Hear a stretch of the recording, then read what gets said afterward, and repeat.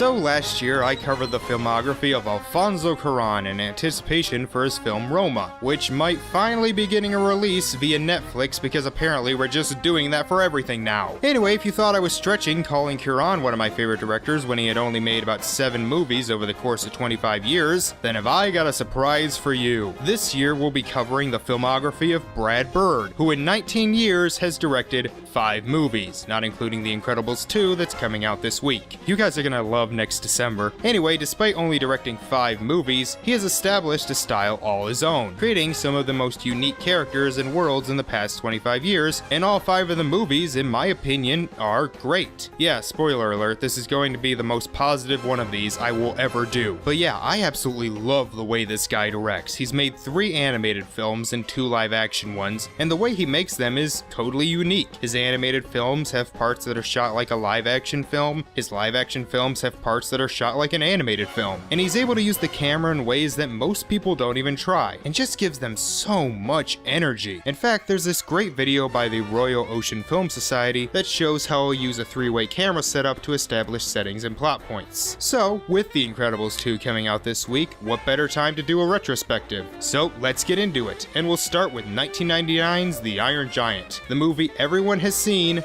that bombed.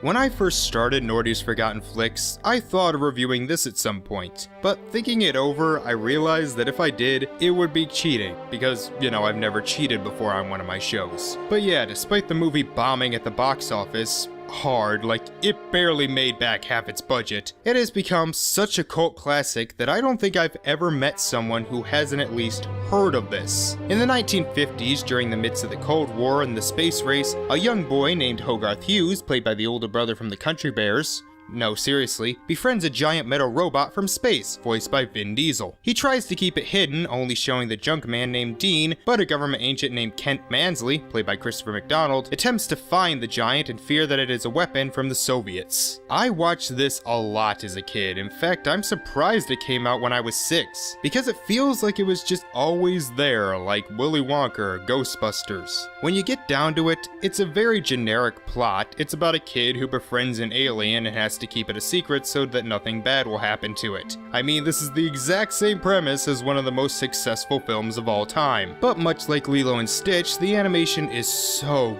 good and it creates connections so strong that I am totally along for the ride, despite its cliches. The relationship between Hogarth and the giant is really good. They like each other, they learn things about each other, they have talks about death and the afterlife, which is really fucking deep and actually makes this a better Christian movie than Let There Be Light. But it's not just the connection between Hogarth and the giant. Every character has a unique relationship to each other. Hogarth and his mom, played by Jennifer Aniston, are trying to get along without a father, and while they love each other, Hogarth can be a handful. The mom and Dean have this nice little romance going on, and there's even a bit of development given between Mansley and the General. Speaking of Mansley, he is a bit over the top, but it kind of works. I mean, he's basically going after a kid. He even interrogates him at one point, which, I don't know, was that even legal? Where's the giant? You can't protect him, Hogarth, any more than you can protect your mother. My mom? It's difficult to raise a boy all alone. We could make it more difficult. In fact, we could make it so difficult that it would be irresponsible for us to leave you in her care, and all that that implies.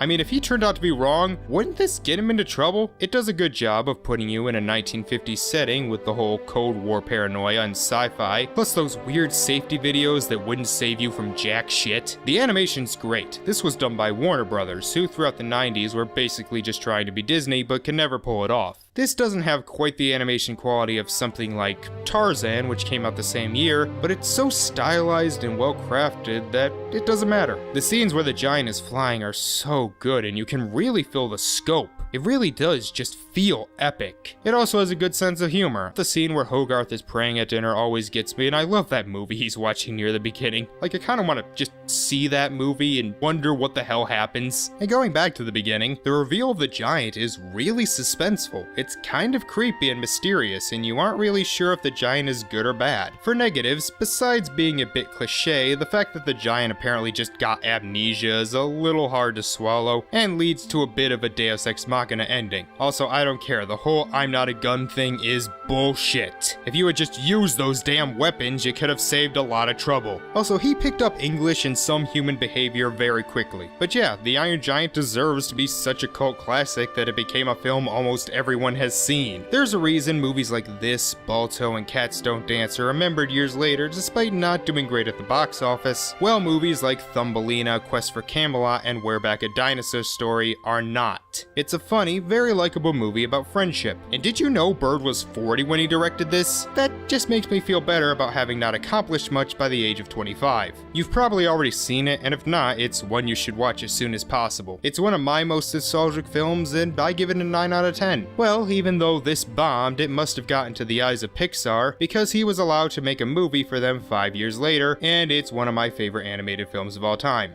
See you tomorrow.